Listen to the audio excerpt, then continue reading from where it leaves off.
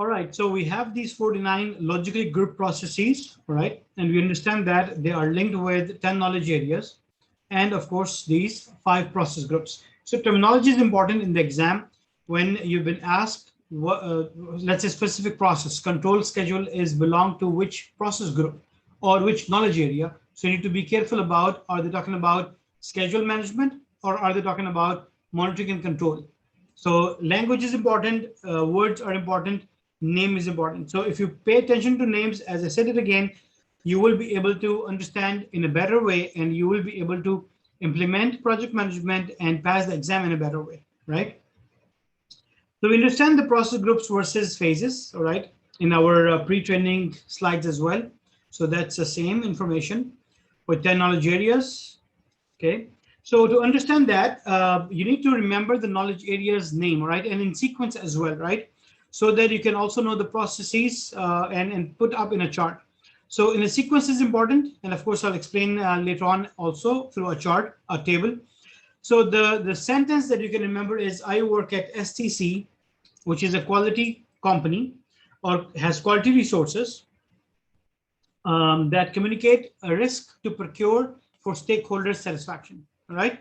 So I stands for integration management. STC is scope, time, and cost. Quality management, resource management, then you have communication management, risk management, procurement management, and stakeholder management. All right. So these are the 10 knowledge areas. And with this one sentence, you can remember that easily. All right. So the words are highlighted in red. Now, this is the slide, important slide in your PM book. So the first, and you need to practice this, right? So take a blank paper. So start making it once you understand and go through. And I think we'll practice this after like 2 or 3 days.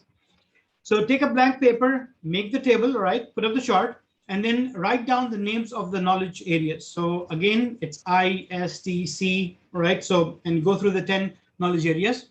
Of course, you have the top and you write down the 5 process groups, which is initiation, planning, execution, monitoring, control, and then closing.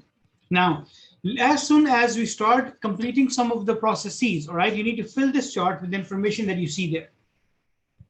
If you notice, planning has a lot of processes, right? So it's very simple. You have 10 processes that you can simply write down in planning. For example, for every knowledge area, you have to plan. So you have to plan cost management. You have to plan schedule management. You have to plan procurement. You have to plan stakeholder management. So all the 10 knowledge areas, there is one planning process for that. So right away, there you go. You know the 10 processes in the planning process group, right? The others will be easy to remember as well once we go through the list. So again, 20% is what you need to remember, 80% what you need to understand. If you understand well, you will be fine, right? And it's our job to make sure that you understand the processes in a right way, in a proper way, so that you don't have to struggle in remembering them. All right, so if you put them in a sequence, in a proper sequence, you get to see these numbers, right? For example, there are 7 processes in integration management, 6 in scope management, 6 in your schedule management or time management. So this is how you can look at these numbers, all right? Same goes the numbers, which are how many processes in initiation? There are 2 processes. How many of them are in planning? 24. So just like that one, you have horizontal and vertical numbers that will help you to know how many processes are there. Now, earlier, you were able to write down this chart once you enter the exam on a blank piece of paper. Well, but now you cannot do that. But still, you need to practice this for yourself. Take a blank piece of paper, and that's after the training, or maybe after 5 years of training, we start doing it. So you should be able to know all those processes. Once you write them down on a paper and you know which process falls in under which process group and which knowledge area, it will boost your understanding. And also, this chart is what you need to use for your revision as well. So you post this chart, let's say on your fridge, next to your table, next to your bed, and just, you start reviewing it. So you look at one of the process, for example, let's say control cost. What are the inputs to this? First of all, what is this process doing? What are the inputs? What are the tools and techniques? What are the outputs to this? So you just do a quick 5 to 7 minutes review for yourself, by yourself, and you'll understand all these 49 processes, what are they doing? And that's one of the best things that you need to do for revision. that enhance your recall speed, right? So there is a word called tailoring, all right? And you'll see this again and again. Tailoring means customizing. So any project that you have, anything that you have, any document you have, you should be able to tailorize, right? Based on your need, based on your industry, based on the demand, based on the customer, right? So in other words, it depends. So that's where you use the code, and you have to customize whatever you want. So there is something called good practice and best practice. Good practice is what people recommend, all right? And best practice is what has already been proven, all right? So you just need to make sure that project management, is it a good practice or a best practice? What do you think? Reply me back to that and I will answer you, right? You can answer me in WhatsApp group, right?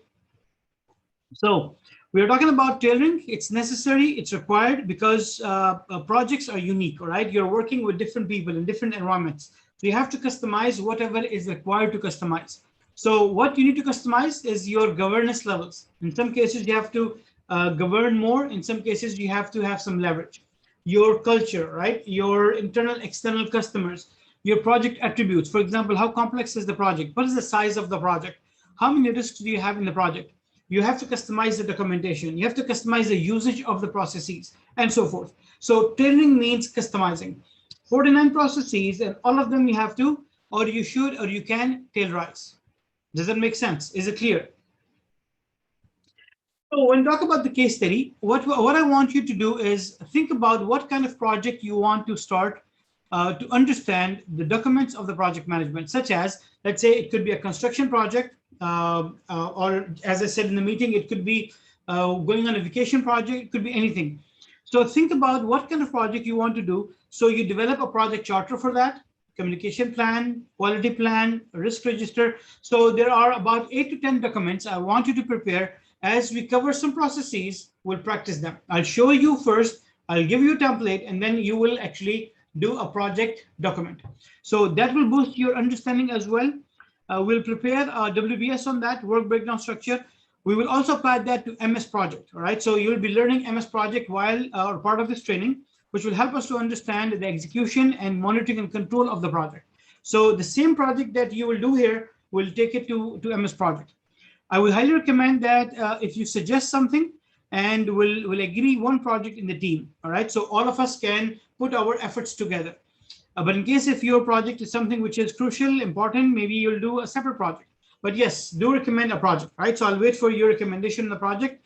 So that's your second part or assignment you have to do.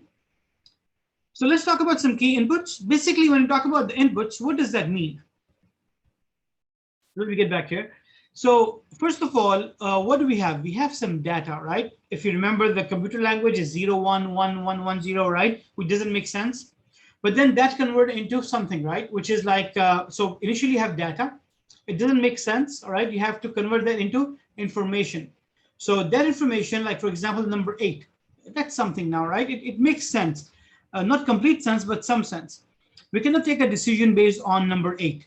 But now we have to convert that into a report, right? So to an information which makes sense to us. For example, 8 people passed PMP exam.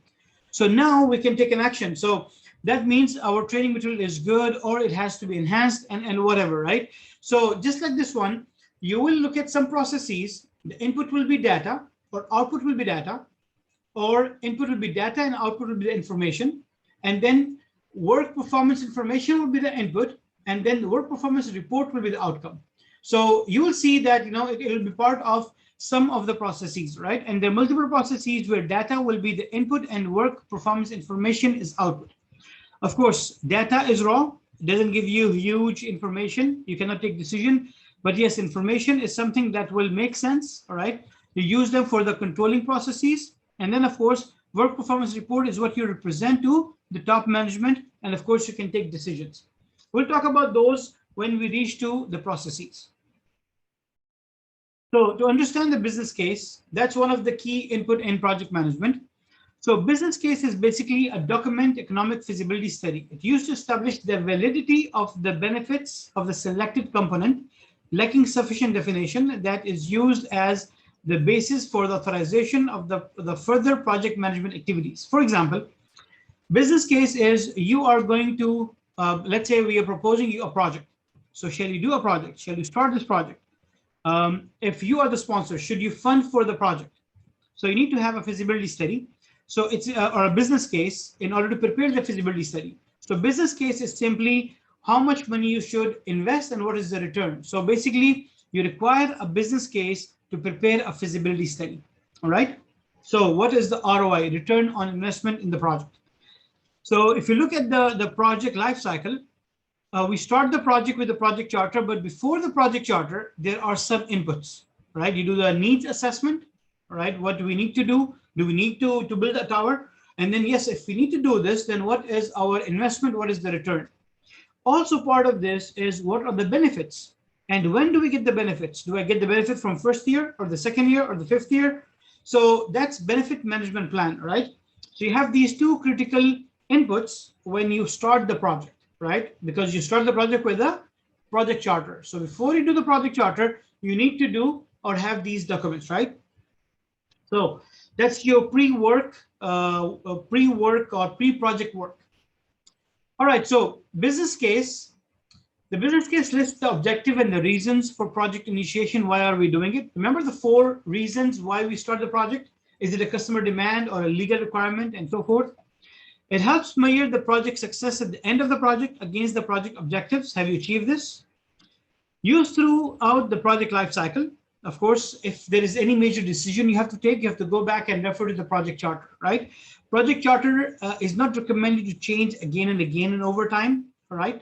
But yes, it should be a high-level document. But if there is key element or major element, you need to go back and refer to that. Now, can anyone change project charter? Can you make changes to the project charter? Yes, you can make changes to project charter, even though it's not recommended. But yes, if you have to change it, then the one who signs, sponsor, is the one who can approve the changes as well. All right, so may be used before the project initiation and may result in go or no go decision, because you need to make sure, are you aligned with the project still? Or if you're not aligned, if you're not aligned, you have to terminate the project. So project charter or business case includes business needs, analysis of the situation, recommendation, or evaluation. And that's an input to develop project charter. All right, so project management or benefit management plan is basically development and maintenance of the project benefits management, which is an iterative activity. You have to do it again and again, because a benefit that you know today may not be available after a few months, or maybe after a few months, a benefit will occur, right? A new benefit will come.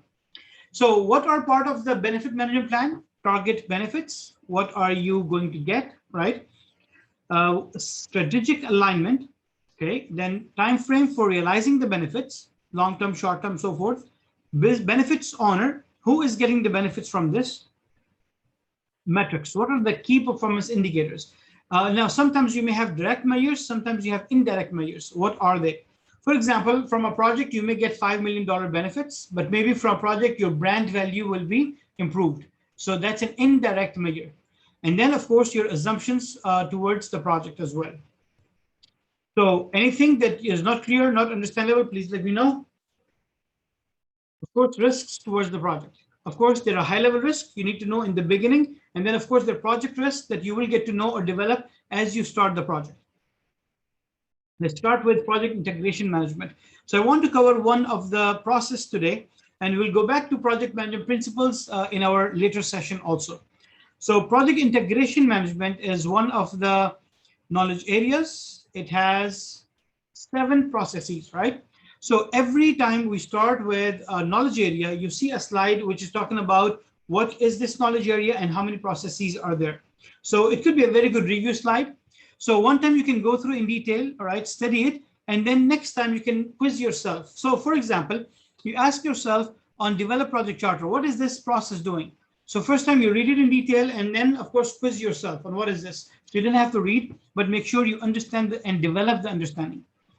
So first of all, what is project integration management? It's a knowledge area which integrate all the elements together, right? It has activities and the processes which you need to identify, define, combine, unify, coordinate the process activities, right? Or project management activities. Now, if I ask you, who is the person going to integrate the project? It's the project manager. What knowledge area is integrating the project activities or the processes? It's this knowledge area, right? Integration management. So if you notice, This has processes which are scattered in all 5 process groups. So you have develop project charter, it's in initiation. You have develop project management plan, it's in planning. Direct and manage project work, manage project knowledge, it's in execution. You have monitoring and control or integrated change control, it's in monitoring and control. You have close project, it's in closing. So that's integration management is the only knowledge area which has the process groups scattered through all the 5 process groups, right? So key concepts of project integration management. Project integration management is specific to project managers, whereas other knowledge areas may be managed by specialists. The accountability of the project integration management cannot be delegated or transferred. As I said, project manager is the one who's supposed to integrate, right? Project integration management is about ensuring that deliverables, due dates of the product, service, or results, project lifecycle, and the benefits management plan are aligned. Providing a project management plan to achieve the project objectives. So you have to prepare a project management plan, and you see there is a process called develop project management plan. Ensuring the creation and use of appropriate knowledge to and from the project as necessary. Yes, you have to communicate the knowledge, and it has to be shared. Managing the performance and changes of the activities in the project management plan. You have a change control process, making integrated decisions regarding key changes impacting the project, measuring and monitoring the project progress and taking appropriate action to meet project objectives, collecting data on the results achieved, analyzing the data to obtain information and communicating this information to relevant stakeholders. Of course, you have to talk to stakeholders. Completing all the work of the project and formally closing each phase and the contract. Yes, you have to do that. And even when you are mailing, if the performance is good and you have to carry on, that's what the close project will do, right? If you have to close a project within or terminate the project, close project process will be called upon so you can complete the project on time and carry on. You have to manage phase transitions when necessary. The more complex the project, the more varied the expectations of the stakeholders, the more sophisticated approach to integration will be required. So look and consider multiple elements: size of the project, your cost of the project, the budget of the project, and so forth. Now, the trends and emerging practices in project integration management. Of course, you see this slide for all the knowledge areas, which means what are how you can automate this knowledge area, right? How you can automate the integration. What are the visual management tools available? What software is available, like MS Project, Primavera, and so forth? Project knowledge management. Do you have the knowledge management system available, right? Expanding the project manager's responsibilities. So depending on the organizations and depending on the type of the project manager responsibilities most likely will vary, and how much power authority project managers have depending on the type of the organization. If you have organized operational organization, you have less power. You have projectized organization, you have more power. So depending on more power, more authority, responsibilities will vary also.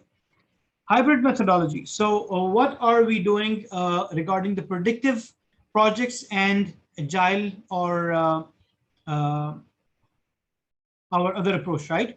So again, you need to look at adaptive approach. That's what it is. Changing considerations, project life cycle. So how many phases do I have? You can have more, you can have less. Development life cycle.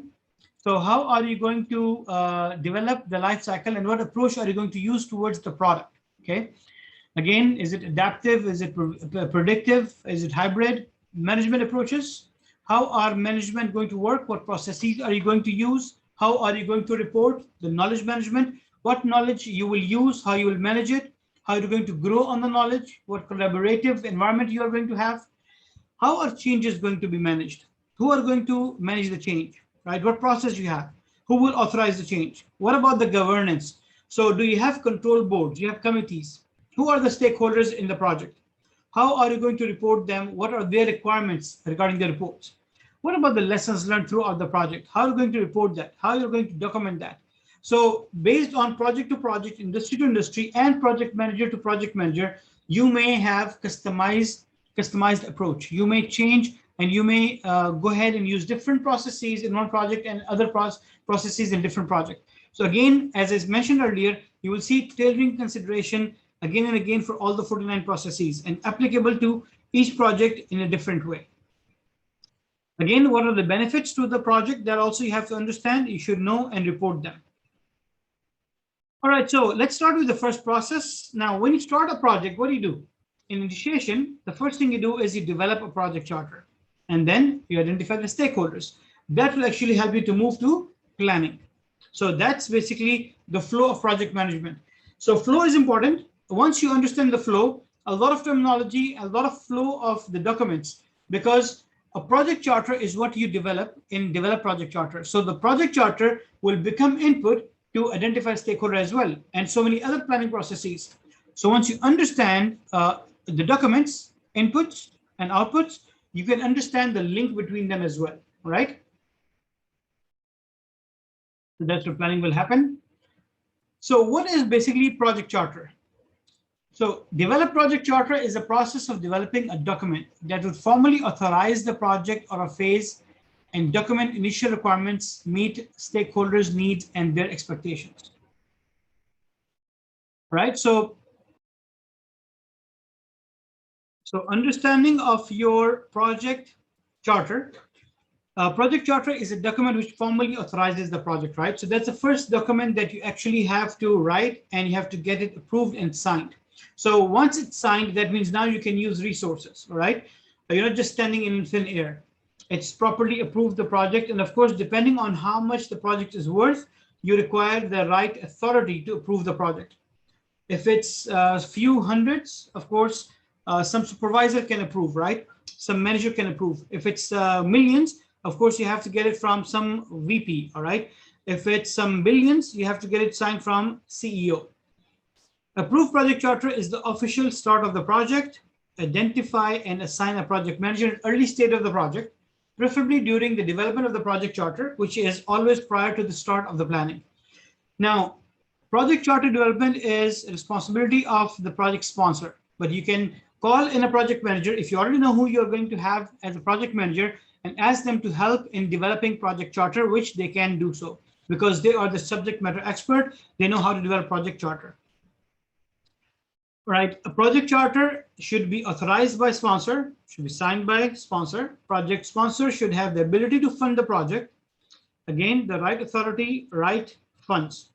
Projects are authorized due to internal business needs or external influences. Project charter is not a contract, but it is an agreement between the sponsor and the project manager defining what constitutes project completion. So project charter has the high level information of what is the project. For example, it is to make a software application, or it is to make a building, or it is to make a product. The project manager is agreeing that I will do this, all right? I'll complete that in X amount of time and so forth.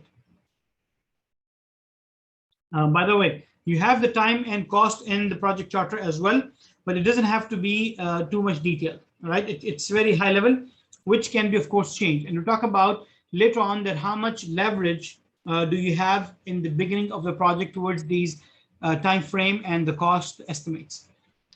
So the input to the project charter, and you see this kind of slide 49 times, each one for each process. That is telling you what is the input, what are the tools and techniques, and what is the output. So basically, if you want to really review your project management knowledge, you can just simply go through these 49 slides and quiz yourself. Do I know this? Do I know that? If you know that element, that means, yes, you understand it very well. For example, when you talk about assumption log, do you know what is assumption log? It's basically a log, a document, which is list of your assumptions in the project. So you write it down, and as you move on with the project, you have to validate, because if assumption is true or false, it will impact your project in a positive or negative way. So you have to have a list of assumptions and see how it works. So inputs, business documents. We already talked about the business case. You have to have this. It's telling you about the ROI, return on investment on the project. Benefits management plan, which of course over time you have to, it's an iterative process to update the benefits management plan. So you know if they change. Agreements. Now, in some cases, your organization already has an agreement with XYZ company. For example, we have an agreement to use manpower from ABC company. So whenever we do a project, this agreement is going to be input here because we have terms and conditions in the agreement which will impact our project budget and maybe the time frame. Organization, environment factors, and process assets. Those are two inputs we'll talk about in more detail once we reach to a slide. But just to tell you, those two elements are the one which are part of input for all the 49 processes, or most of them, right? Tools and techniques, expert judgment, as I mentioned this earlier. So it's your expertise on how to fill a project charter. So expert judgment is a tool you will see in most of the processes, is again based on the expertise of that process. So in this case, we're talking about how you fill the project charter. Now, if you don't know how to do that, you can go and talk to your colleague who know how to fill a project charter, or you can go and talk to some expert groups, right? So just like Gartner and so forth. Now, you just have to be careful about the confidential information, because that you have to take care as a project manager or the team member that you cannot go against, right? So it's part of your professional ethic responsibility, which of course we'll discuss later on as well. So data gathering, you can do brainstorming, which means just bringing people together, right? And just do a brainstorming.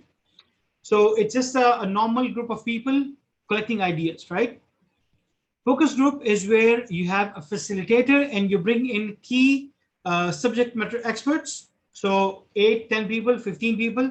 And of course, you run this focus group. Now, in our case, we are doing it to fill a project charter. Sometimes I do that for my Kaizen projects. I bring in the team and we put up a project charter on a projector, and then I start filling it with the team, with their feedback. Interviews, of course, you can go and one-on-one do interview to specific people that you already know. So most of the time, you will know who is the project sponsor. So that is your first key stakeholder that you already know. You can go interview him and you can, or her, and then fill up the project charter. Based on the people that you know in project charter, you can identify more stakeholders you can go and fill your project charter with. So internal, interpersonal and team skills, you have conflict management, facilitation management or facilitation techniques, and meeting management. Of course, you cover all these as you move on with the training itself. And of course, you have simple meetings, right? You have to have meetings in order to complete work. And you find out meetings will be a tool and technique in most of the processes as well. Now, once you have these inputs and you apply these tools and techniques, what do you get? You get a project charter, right? So in your group, I've shared the project charter as well, or you should be receiving it soon. So go through the project charter as well and have a look how project charter look like. And of course, we need to do a project charter as well for the project that we have agreed on. So you have project charter, and in the beginning, you also have assumption log, because in the beginning, you want to know what are the assumptions. Assumptions are basically what we plan to be true for, or we believe to be true for planning purpose. Like for example, I believe that in next 10 days, I will not have an issue with my internet or with my laptop or with my PowerPoint presentation. It will not crash. So I'm assuming this, right? I believe that nothing will go wrong. So I assume this so that I plan accordingly my next 10 days of the training, right? So that's an assumption. If it's false, it will have an impact. It will be true. It will have, of course, positive impact. So that's what you need to understand: inputs, tools and techniques, and outputs. We will, of course, later on work together on how the outputs are linked to the other processes as well, right? Don't overwhelm yourself with the number of 49 processes. And of course, all these processes have multiple inputs and outputs. I think halfway through, you will realize that a lot of input outputs are same, all right? Or they have been repeated, right? And same goes for the outputs as well. So business case, we already understand. For business documents, we understand benefits management plan. We understand the agreements. We understand enterprise factors and process assets. So just to give a quick idea about process assets. Process assets are the process documents which are going to be used in future processes as well. They become part of the organization property, right? For example, you prepare a project plan. So the project plan can be used as a sample for the next project. That will become a process asset. I will share with you a template project charter that will become a process asset. All right. So you can use this in the future. You prepare a risk register, a document. So that risk register is going to become a template for your future project risk register. So that become your process asset. Your enterprise environmental factors are any internal and external elements which can impact your project positively or negatively. For example, you change the time of your project or your organization. Let's say from 8 to 4, you move it from 9 to 5. So this 1 hour difference, it will have an impact on the project. This time change is actually an enterprise environmental factor. It impacts your organization environment, right? And so forth. If you change a stakeholder, a director is changed, a sponsor is changed, it will be an enterprise environmental factor. It will impact your project as well. So, and of course, these are coming up in detail later on. You understand the project charter. So what are the elements in project charter? Project charter basically documents project needs, current understanding of the customer's need, and the new product, service, or result. Now, if the project requirements change, needs change, you have to change the project charter as well. Okay. What are the elements of project charter? It's the project purpose. Why are we doing the project? Justification. Measurable project objective and related success criteria. Your high-level requirements, again, high-level, not detailed. Okay. High-level project description and boundaries. So what is the scope of the project? Your high-level risk of the projects, your summary milestone. Milestone means anything important in a project. And milestone is often compared with the time frame, right? So I'll complete, for example, I complete my process number 1 on day 1. I complete my 5 processes on day 2. I complete my 20 processes on day 3. So out of 49, I have my benchmark of my milestone. When do I complete how many processes? So if day 10 is there and I don't complete my 49 processes, that means I'm in trouble, right? So milestone, anything important in a project, and compare it with the time frame. So you can know if your performance is good or bad. Of course, we'll talk about that in more detail later on.